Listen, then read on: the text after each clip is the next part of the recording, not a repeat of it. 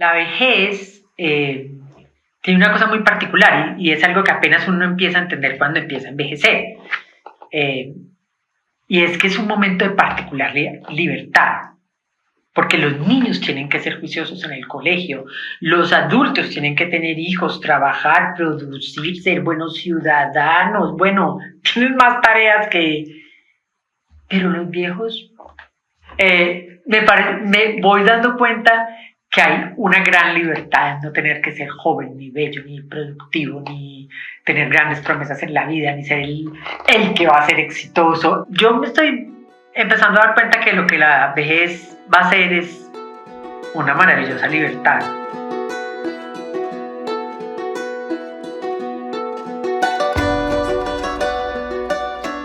En este nuevo episodio del Refugio de los Tocados conversamos con Ángela María Pérez, una de las figuras clave de la gestión cultural en Colombia.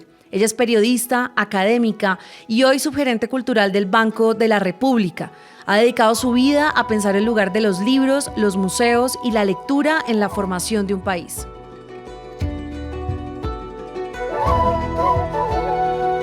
Su paso por la universidad como estudiante de periodismo la convenció de que esa no era la labor que tendría que desempeñar.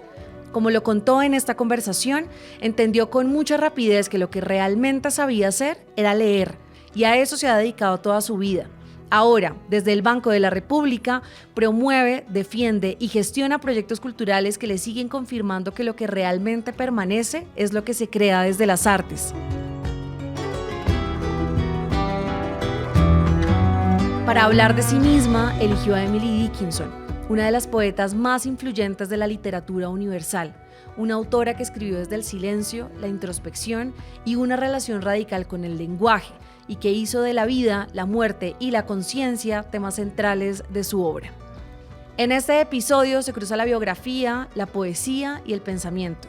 Lo invitamos a escucharlo como una lectura que puede convertirse en una forma de estar en el mundo. Yo soy Laura Camila Arevalo Domínguez, soy la editora del Magazine Cultural de El Espectador y aquí empieza El Refugio de los Tocados.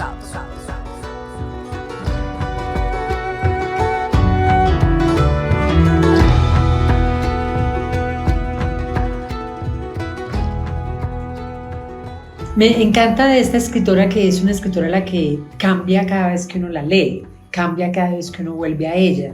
Es una escritora, como bien dices tú, un poco críptica, y lo que es muy raro pensando en la época en que ella nació, en la época en que ella escribió. Me gusta porque es una escritora moderna en el siglo XIX, o sea, todo en ella es anacrónico, todo en ella es por fuera de su tiempo. ¿Y por qué la escojo para hablar de mí?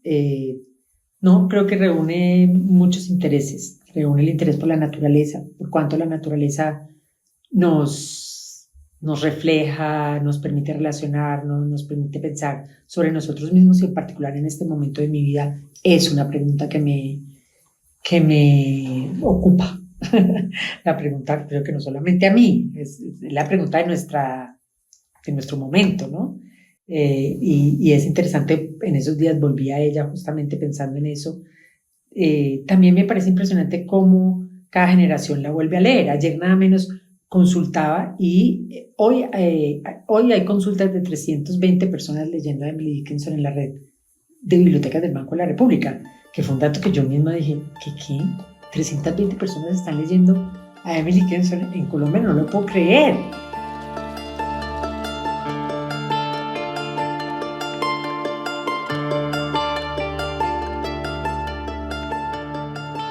Mi gran curiosidad por ella fue cuando entendí quién había sido. Ya después yo viví en New England por 10 años de mi vida, enseñé en una universidad en Boston, entonces la cultura de New England me tocó de cerca, y después de entender pues que era una mujer de una tradición calvinista, encerrada prácticamente en un pueblito chiquitico en el siglo XIX, prácticamente encerrada en su casa, porque ella salió muy pocas veces. Sin embargo, María Negroni tiene una reflexión muy interesante sobre ella y dice pues que es esta poeta entre romántica y gótica. Uno no acaba de saber si es romántica o es gótica, porque sobre todo en gótico es el personaje que hemos creado de ella, el personaje encerrada en una casa sin salir, solo en su jardín. Y ella dice, pero todos los que hemos escrito un poema sabemos que que tú solito no escribes todo esto que escribió. Ella tiene una obra magna, son miles de poemas los que escribió. Y cuando María Negroni le hace caer en cuenta a uno de que vivió el Estados Unidos del apartheid, de grandes transformaciones sociales, y que aunque seguramente le llegaban tarde las noticias a New Hampshire, a su pueblito, pues era una mujer de su tiempo, sin lugar a dudas, llena de dudas, llena de inquietudes. Entonces yo llego a ella por eso, luego fui a conocer su casita, luego una amiga dibujó su ropa, luego en algún momento el Bronx Botanical Garden reprodujo su jardín con un montón de poemas. Luego Harvard puso toda su obra en una de las primeras experimentos digitales de publicar literatura que a mí me fascinaron, porque pues ahí entiendes lo que el mundo digital puede hacer por la literatura. Y bueno, sí, como te digo, en diferentes momentos de mi vida he vuelto a ella. Efrén me la volvió a traer cuando volví a leer este libro, y vuelvo muchas veces a ella.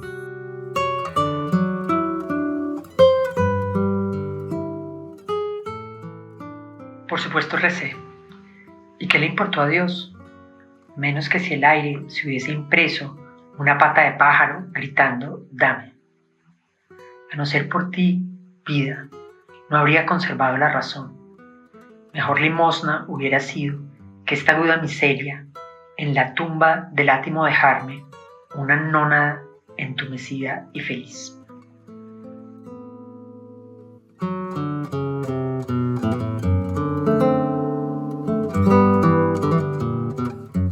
Hace poco tuve una conversación con la ministra de Cultura que eligió Ítaca para hacer este mismo ejercicio. Y ella en una de esas preguntas me dijo, es muy difícil lo que me estás preguntando. Yo le hice una pregunta como una interpretación del poema, porque me dijo, para mí interpretar un poema es destruirlo. Entonces mi respuesta a eso fue, claro, porque el poema que usted leyó, ministra, es distinto al que yo leí. Y entonces, para mí, este poema que acabas de leer, pues habla del desasosiego, ¿no? Yo sentí al leer ese poema un gran desasosiego por el sinsentido de la vida, que creo que todos hemos atravesado en algún momento y que sorteamos a fuerza de supervivencia. Esta pregunta puede ir en dos vías. La primera es, ¿en si para ti también dice eso que yo leí? ¿O en qué leíste tú de eso que acabas de pronunciar acá? Pues primero que todo, tú tienes toda la razón. La buena poesía hace que todos entendamos un poco distinto. Ajá. La que es muy obvia y todos entendemos exactamente lo mismo. A mí me gusta la otra, la que nos reta, nos lleva a ciertos lugares. Y para mí este poema habla, primero que todo yo lo elegí al azar, no lo elegí pensando en nada. Después me di cuenta que críptica estaba. Hay otros poemas mucho más transparentes y escogí unos todos muy, muy heavy. Así que, y yo rara vez me busco en los poemas, no soy muy autorreferencial cuando leo. A mí lo que me parece fascinante es ver qué estaba pensando el otro, tratar de entender en qué pensaba ella en su momento y de ahí sacar cosas seguramente para mí, pero no me los calzo como un zapato en general, no es mi forma de leer poesía. Y una de las cosas maravillosas que tiene este poema es que cambia de significado. Puede que lo leas tú, que lo lea yo, que yo lo lea en otro momento y que pueda ser una cosa diferente. Este poema es sin duda filosófico, pues sin duda alguna, y habla de ese dolor, creo yo, de la modernidad, del dolor de la modernidad que ella vivía, del dolor de la muerte de Dios, que es el dolor más profundo, porque pues recé sí, y que le importó a Dios, o sea, que me gané con esto. Pero Sin embargo, yo pienso que no es un poema desesperanzado, no es solamente la resignación, como creo que tal vez lo entendiste tú. Por esto que dice, a no ser por ti, vida, no habría conservado la razón. Y ahí me salva, digamos, de la desesperanza y del desasosiego, de la muerte de algo supremo que me contenga, que será la promesa de Dios. Y es interesante porque te vuelve a llevar a dos cosas claves, que la vida, el hecho de que estemos vivos, de que estemos en medio de la naturaleza viva, que eso nos ayuda y nos da razones y nos da fuerzas y nos da sentidos. Y la razón también, ambas cosas a mí me parecen interesantes. A no ser por ti, vida, no habría conservado la razón.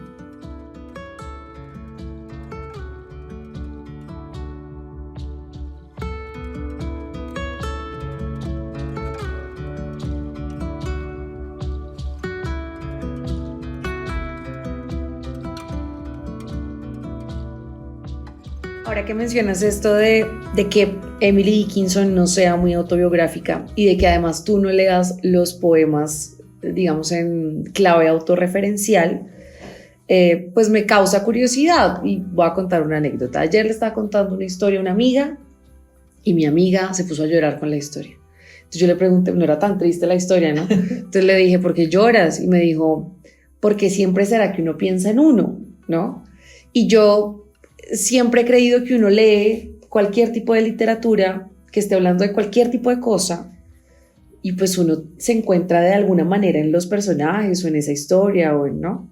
Entonces, por ejemplo, yo pues seguramente leí este poema tratando de, con mi propia subjetividad, de encontrar algo, ¿no? De qué agarrarme, porque esa siempre es mi búsqueda, la de la obsesión por buscar algún rayito de luz en donde sea. Y me pregunto por las tuyas, porque claro, si tú no lees tan autorreferencialmente, cuando lees, entonces, ¿qué buscas? Ya dijiste que lo que estaba pensando el otro, pero seguramente el sinsentido de esta existencia te habrá llegado en algún momento. No, y esta entonces, mañana a las 10 de la mañana. Y entonces ahí, ¿de dónde te agarras? ¿Dónde lo buscas? ¿Cómo lo encuentras? ¿Cómo te sostienes? Sin lugar a dudas, en el arte, en la literatura y en la naturaleza, leer y escribir han sido como las dos orillas de mi vida. O sea, toda mi vida yo he hecho eso. De hecho, siento que es la única habilidad real que tengo, leer. ¿Sabes? Uh-huh. Cuando me relaciono con todo lo que tengo que hacer en mi trabajo, que tengo que leer cosas que pasan por el Museo del Oro, el guión de la exposición que viene, el artículo que va al Boletín Cultural y Bibliográfico, los posts de divulgación, el informe de los abogados para que nos aprueben no sé qué cosa. O sea, lo único que sé es que soy una lectora crítica. Yo sé leer, yo entiendo entre líneas, yo entiendo ironías, yo sé leer, o sea, y además me gusta muchísimo. Entonces, leer, aunque no, yo lo que no digo que no busque, que no encuentre relaciones con la literatura, para mí, obvio, todos lo hacemos. Lo que digo es que no me busco a mí. O sea, yo digo, esto le pasó a ella, qué interesante, y a mí puede que me haya pasado algo similar, o sí, esas relaciones sí las hago, por supuesto. Todos, y el arte, también la belleza, la música, todas las expresiones de la cultura me ayudan mucho a seguir adelante, justamente porque te ayudan, por ejemplo, a cambiar de ideas. Entonces, no es que reflejen lo que yo pienso, es que de pronto me invitan a pensar de otra manera. Uh-huh. Me abren otra puerta. Es lo maravilloso que tiene pues la literatura, el arte, todas las expresiones culturales, porque te dice, oye, sí, yo no lo había visto de esa manera, yo no había pensado eso. Entonces, para mí también son una coraza contra el dogmatismo, contra las ideas. A veces uno se engolosina con su propia tristeza, con su propia lo que sea. Entonces es bueno cuando alguien te muestra otra cosa.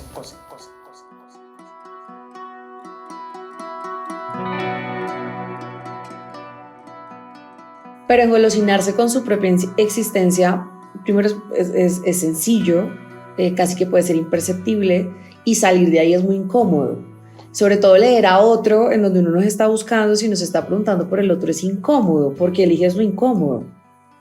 Pero no sé por qué piensas que es, bueno, sí, es incómodo, cambiar es incómodo. Ajá. Siempre que te muestran, oye, tú no habías pensado esto, pero yo sí pues quiero estar segura de que siempre seré una persona capaz de cambiar, capaz de cuestionarme a mí misma, a mi entorno, a lo que oigo, porque si no pues sería un borrego que obedece simplemente, o sea, la mente crítica es lo único que nos va a salvar de los dogmatismos, de las dictaduras, de todo lo que además está encima y nos da posibilidades de iniciar acciones nuevas y diferentes. Yo soy una persona totalmente dinámica, yo quiero ser capaz de cambiar hasta el último día de mi vida, o sea, no contradecirme, volver a empezar.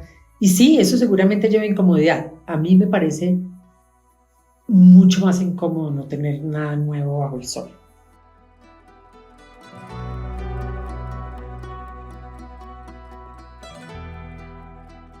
Eso me parecería lo más desesperanzador y lo más descorazonador, que yo no pudiera aprender cosas nuevas, sorprenderme, aprender de los demás, de lo que escriben, de lo que pintan, de lo que hacen, de lo que discuten, inclusive con los que uno no está de acuerdo, con lo que uno no le gusta. Entonces digamos que hay fricción, que hay tensión, pero yo no lo llamaría necesariamente incomodidad maluca. Hay tensión, sí, eso sí.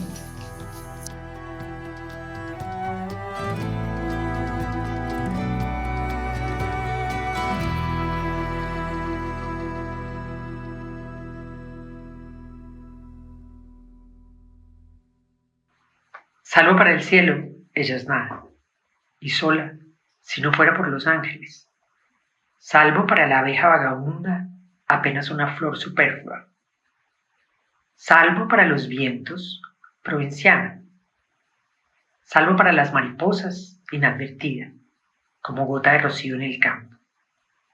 La más oscura mujercita del césped, pero córtala, y para alguien se habrá perdido el rostro que hacía la existencia habitable.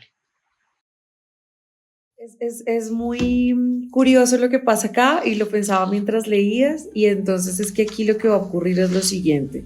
Según mi lectura de ese poema, yo te voy a hacer una pregunta a ti para conocerte más a ti, a pesar de que tu lectura haya sido totalmente distinta, pero también querré saber cuál fue la lectura que tú tuviste de ese poema. Y para mí aquí hay una paradoja sobre la existencia, y es que leyendo pensé en que a pesar de lo insignificantes que nosotros somos para este mundo que es inmenso, pues para alguien somos la vida entera, para nosotros mismos somos todo. Y yo creo que sobre todo en este país pensar en lo sagrado de la vida no es un asunto menor. Y yo te quiero preguntar a ti, que tenías una curiosidad por el mundo desde tan joven y que además te diste cuenta tan temprano en una carrera que no querías las noticias por alguna razón que ya me vas a contar, y mencionaste lo de Lara Bonilla, que me parece que es un punto, voy a poner ese chinche ahí, pues cuando comenzaste a preguntarte por eso, por lo insignificante de la vida, pero a pesar de eso, por lo sagrado de la existencia. No sé exactamente cuándo uno empieza a preguntarse eso. Me imagino que es en la adolescencia, seguramente, que es cuando uno empieza a preguntarse todas las preguntas de la vida. Las más duras sobre todo se las hace uno ahí, después se va relajando en términos de esas preguntas. Ahí mira que sí, voy a contradecirme. Qué bueno. Porque mira que lo que hace Emily Dickinson ahí es de mirar el jardín, porque en esta es ella frente al jardín, muy claramente extrapolar a un montón de cosas que explican el universo, ¿cierto? Es pues la cosa tan sencilla, ¿cierto? Esta que me encanta, salvo para los vientos, provinciana, salvo para las mariposas, inadvertida. Totalmente paradójico, ¿cierto? Es salvo para los vientos, provinciana, pero es que ¿qué es más cosmopolita que el viento? El viento es el único que va hasta el infinito, va y vuelve, Entonces, ¿qué le hace ser provinciana si el viento cree que tú no lo eres? O sea, justamente esa paradoja de la vida que ella logra captar ahí, estoy completamente de acuerdo contigo que ahí lo que muestra es esa paradoja, depende quien te mire, eres una cosa o eres la otra, depende cómo tú te posiciones, dónde te posiciones, hay un montón de cambios. Y eso ha sido una pregunta constante en la vida. ¿Dónde me paro yo a mirar el mundo y cómo nombro el mundo? Y eso cómo cambia las cosas, cómo el mundo me ve a mí y eso cómo cambia mi mundo. En esa medida es fascinante trabajar con la cultura. Sí, en esa medida es absolutamente fascinante estar siempre rodeado de gente. Bueno, yo no soy rodeada siempre de artistas, soy rodeada de muchísima gente, pero los artistas en particular, los escritores, siempre tienen eso, como yo transformo, mi forma de ver el mundo crea a su vez un mundo, como el hecho de desde donde miras las cosas, cómo las narras, cómo las cuentas, cómo las pintas, cómo las interpretas en violín o lo que sea, las transforma. Y eso creo que es esa paradoja divina de la que ella está hablando ahí. ¿Cierto? Yo miro esto y pareciera nada, pero para el viento es mucho, pero para la mariposa es todo, pero, y llega a la cortar y el mundo se termina. Uh-huh. Entonces, sí, eso creo que es el juego con la cultura constantemente. Ver cómo todo cambia dependiendo quién lo cuenta, quién lo canta. ¿Sabes? Cómo se transforma el mundo en sí mismo. Que íbamos a hablar justamente de eso en la pregunta inmediatamente siguiente, y era este mundo cultural en el que tú te has desarrollado y en el que por fortuna yo también trabajo, está lleno de contradicciones, de preguntas, de carencias además, porque hace poco leí una entrevista en donde el director, no sé si se llama director ese cargo, pero la persona que estaba a cargo de administrar los recursos del Carnaval de Negros y Blancos, le preguntaron cómo hacía para buscar la plata y él contestó: es muy difícil porque uno acá está enamorado de lo que está haciendo, pero está administrando pobreza. Y eso me pareció muy duro, muy fuerte, pero cierto. Es como estamos siempre con una certeza, y es que hay que sacar adelante algo que de entrada no tiene plata. Varias cosas, o sea, yo tengo que reconocer todo el privilegio que es liderar la actividad cultural del Banco de la República. No estoy administrando pobreza. Ajá. Pero sí he administrado en otros momentos.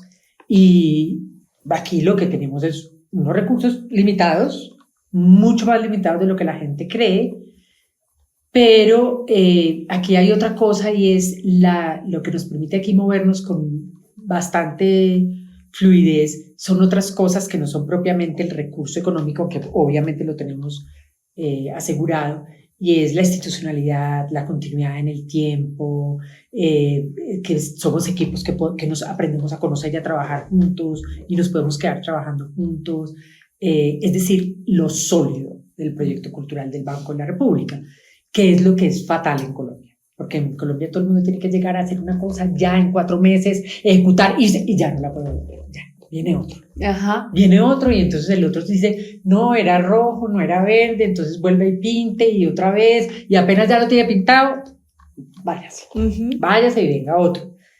Esa yo creo que es como el mayor dolor de la cultura en Colombia. Lo poco consolidado que son los proyectos culturales, aunque hay unos súper consolidados, no es solamente el Banco de la República.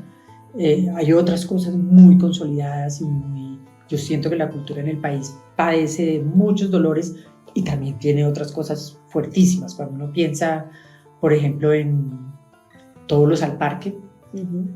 O sea, es un proyecto cultural de mostrarlo en cualquier parte del mundo, por sólido, por pertinente, por constante, y han pasado muchas personas por ahí. He aprendido muchas cosas. Primero, me reitero en que la cultura es de las cosas... O sea, no solamente le da sentido a mi vida, sino que siento que es lo que es la amalgama, es lo que nos permite ser como sociedad, es lo que queda. muchos lo hemos, pues es un lugar común, pero cuando todos se vayan, todos los políticos, todos los mafiosos, todos los millonarios, todo eso, lo que queda es el hermoso pintura en la catedral, el Partenón, el relato que se aprenden los niños, la adivinanza, el mural, lo que quieras, la música, es lo que queda, es lo que nos permite identificarnos, lo que nos permite amalgamarnos. Yo siempre he sentido que donde yo quiera que vaya, yo veo bailar a un colombiano y yo sé que es colombiano. Dickinson fue norteamericana, pero nosotras somos suramericanas, ¿no? Ya que estamos hablando de nosotras. Me resultó muy curioso, pero además me interesó mucho que seas la coautora de Rodrigo D. No tenía ni idea de ese guión. Y ha sido profesora de literatura contemporánea, estoy diciéndolo bien, latinoamericana. Y ahorita yo acabo de llegar de Madrid y estuve en el Festival de Otoño, en el de teatro. Y me quedé muy impresionada, sobre todo muy admirada de lo mucho, valga la redundancia, que nos admiran allá, que admiran nuestro trabajo, que admiran a nuestros gestores, pero también pude identificar muy bien cuáles eran de repente nuestras carencias y nuestros lados más flacos. Y yo te quiero preguntar a ti entonces, ya que has estado allá, que has leído tanto de literatura latinoamericana, que la has enseñado además, y que trabajas en esta red y que estamos hablando de cultura colombiana, ¿tú cómo nos describirías?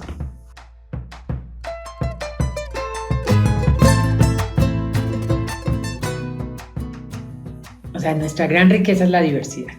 Uh-huh. La diversidad natural, pero también la diversidad étnica, social. O sea, no creo que haya una sola cosa que nos cobije. O sea, cuando uno piensa en un colombiano del Pirá, Paraná, y un colombiano de Armenia, Quindío, y un colombiano de, pues, o sea, una colombiana de 7 años de Puerto Colombia. O sea, no creo que haya una cosa que podamos decir que nos identifique. Que nos identifique, no sé, una descripción que nos cobije a todos. Uh-huh. Somos profundamente diversos, esa es nuestra riqueza y nuestra gran dificultad también, pues porque es que esta tierra tan topográficamente tan difícil, tantas cosas.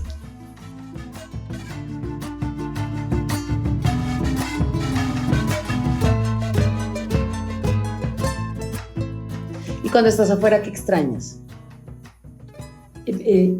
Exactamente esto que te voy a decir. Sí creo que aquí hay una vitalidad.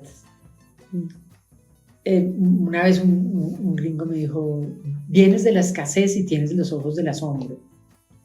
Ah, qué belleza. Y yo creo que él tenía razón y es así. O sea, no, aquí todo el mundo no viene de la escasez, hay gente que viene de la mucha abundancia.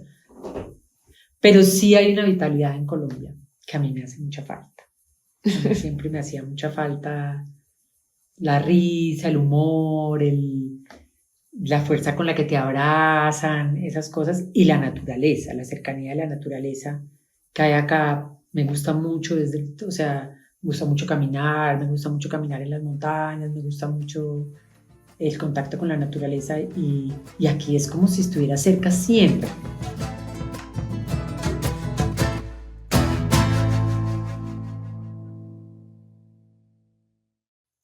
Esta fue la respuesta que Tania Ganitsky, que es una escritora que publicó un libro llamado Emily Dickinson y lo incompleto, hizo sobre Emily Dickinson. Es un libro que explora y expresa la relación que ha tenido ella con la obra de esta autora estadounidense.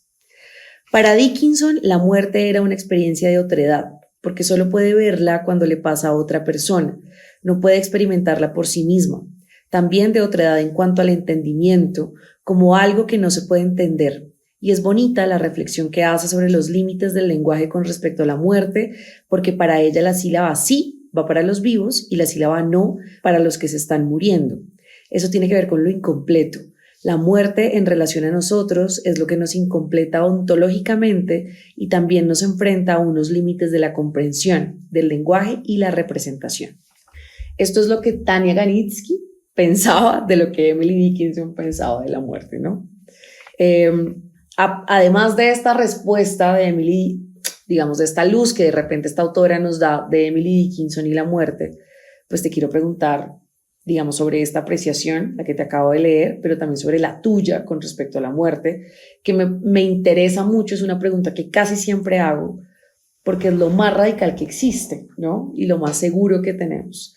Y la mirada de cada persona con respecto a la muerte me parece que es muy reveladora sobre esa persona. Entonces ahí te hice 2 preguntas, ¿no? La que quieras empezar. Me llamó la atención, no he leído el libro de Tania, porque yo siempre pienso en Emily Dickinson como la poeta de la vida. Ajá. O sea, ella es la que, como viste en estos 2 poemitas, es como una observación y una reflexión sobre la vida.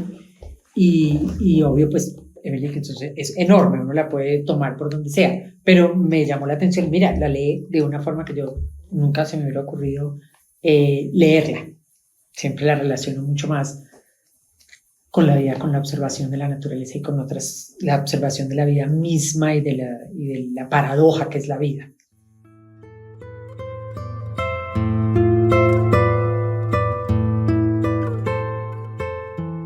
Y con respecto a la muerte, a la mía, a mi percepción de la muerte, pues es toda la razón que es la pregunta, especialmente pues yo ya soy una persona mayor y las personas a mi alrededor están empezando a envejecer, pues mi madre está mayor y ya he visto varias muertes. Hoy es el aniversario de un gran amigo de mi corazón que murió hace ya muchos años. Entonces sí, ya he visto esa muerte de los otros, que como bien dice Tania, leer en Emily es lo único que podemos en realidad por ahora captar de la muerte, ¿cierto? Y el dolor de los demás, pues la muerte de los demás es una cosa que te deja sin piso. Yo recuerdo, por ejemplo, cuando murió mi papá, yo no podía creer, porque empezó a llover y a llover y a llover.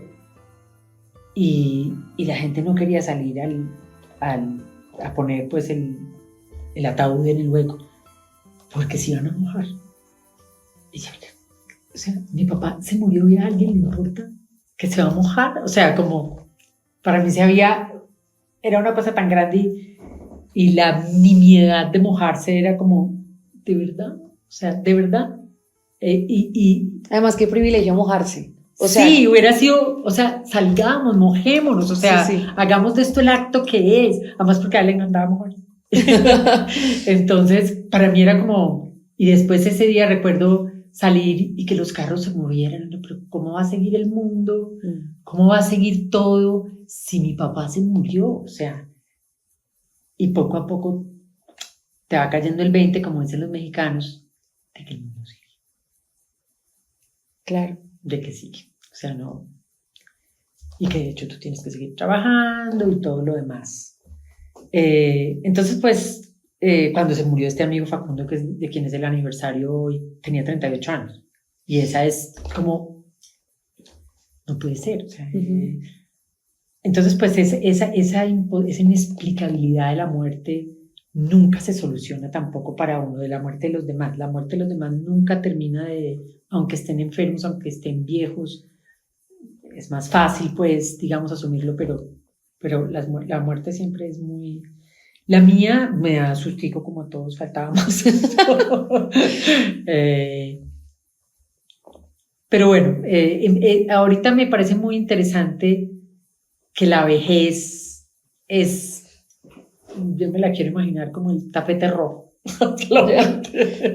O sea, empieza el momento en que uno se empieza a caminar y a prepararse, aunque falten muchos años, no sabemos, pues, porque todos nos podemos morir en 5 segundos, pero es interesante. Ahora, la vejez tiene una cosa muy particular y es algo que apenas uno empieza a entender cuando empieza a envejecer, y es que es un momento de particular libertad, porque los niños tienen que ser juiciosos en el colegio, los adultos tienen que tener hijos, trabajar, producir, ser buenos ciudadanos, bueno, tienen más tareas que...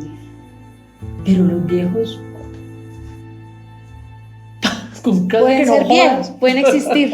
con tal que no molesten y no pidan mucho, me voy dando cuenta que hay una gran libertad en no tener que ser joven, ni bello, ni productivo, ni tener grandes promesas en la vida, ni ser el que va a ser exitoso, el que, ¿sabes? El que tiene todavía un montón de cosas. Potencial. Sí. Entonces, yo me estoy empezando a dar cuenta que lo que la vejez va a ser es una maravillosa libertad.